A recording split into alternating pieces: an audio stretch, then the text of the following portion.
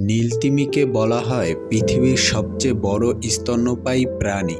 এ সম্পর্কে জানার মানুষের কৌতূহলের শেষ নেই।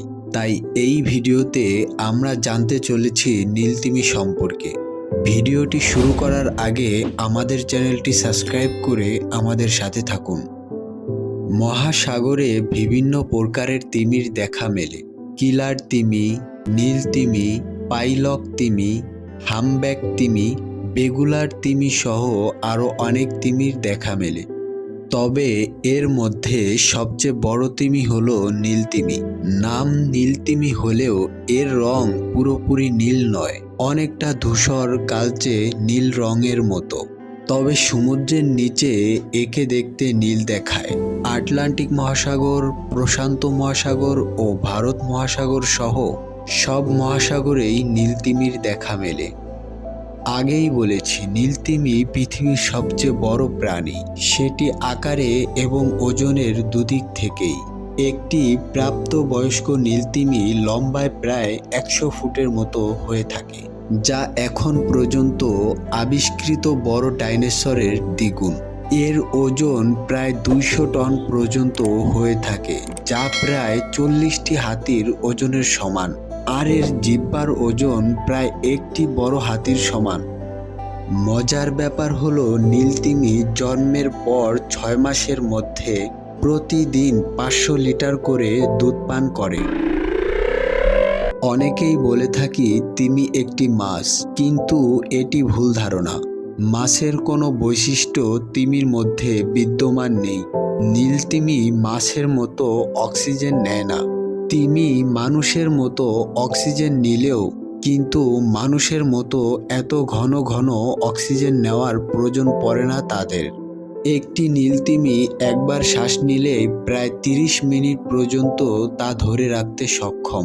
তাই একবার শ্বাস নিয়ে গভীর সাগরে বিচরণ করতে পারে এরা। মজার ব্যাপার হলো, নীলতিমি যত বড়ই হোক না কেন, তাদের খাবার ছোট প্রাণীরাই। বিশাল আকার তিমির কিন্তু দাঁত নেই। দাঁতের স্থানে ব্যালিন নামক চালনের মতো থাকে। উপর থেকে নিচ পর্যন্ত 300 ব্যালিন রয়েছে, যা তিমিকে শিকার ধরতে সাহায্য করে। বিশাল আকার তিমি যখন মুখ হা করে সমুদ্রের মধ্যে ভেসে বেড়ায়, তখন এর জালে আটকা পড়ে হাজারো মাছ। এভাবেই সাঁতার কেটে নিজের খাদ্য সংগ্রহ করে। নীলতিমি একদিনে প্রায় 40 টন বা 40 মিলিয়ন ছোট মাছ আহার করে থাকেন, যা দিয়ে অনায়াসে প্রায় 2000 মানুষের একদিনের খাবারের ব্যবস্থা করা সম্ভব। এবারে একটি মজার তথ্য দিয়ে রাখি। নীলতিমি কখনো পুরোপুরি ঘুমায় না। এর মস্তিষ্কের অর্ধেকটা অংশ জেগে থাকে আর বাকি অর্ধেকটা ঘুমায়। এর কারণ হলো, যদি পুরো মস্তিষ্ক একসাথে ঘুমিয়ে পড়ে আর সঠিক সময় মতো জাগতে না পারে, তবে পানির মধ্যে দম বন্ধ হয়ে মারা যেতে পারে। তাই সঠিক সময়ে জেগে উঠে সমুদ্রের উপরে গিয়ে শ্বাস প্রশ্বাসের কাজ চালিয়ে নেওয়ার জন্য তিমির মস্তিষ্কের অর্ধেকটা অংশ সব সময় জেগে থাকে। আর নীলতিমি প্রাণীকুলের মধ্যে উচ্চ শব্দে আওয়াজ করতে পারে। একটি নীলতিমির আওয়াজ প্রায় 1000 মাইল দূর থেকেও শোনা যায়। 1900 সালের দিকে পৃথিবীর প্রায় সব জায়গায় নীলতিমি রাজত্ব করে বেড়াতো, কিন্তু তিমি শিকারের কারণে নীলতিমি আজ বিলুপ্ত প্রায়। মূলত তিমির তেল সংগ্রহের জন্য। আর বিশ্বব্যাপী তিমির তেলের অত্যাধিক চাহিদার কারণে তাই এর শিকারও বেড়ে যায়। বর্তমানে জীবিত নীলতিমির সংখ্যা মাত্র 25 থেকে 30 হাজার।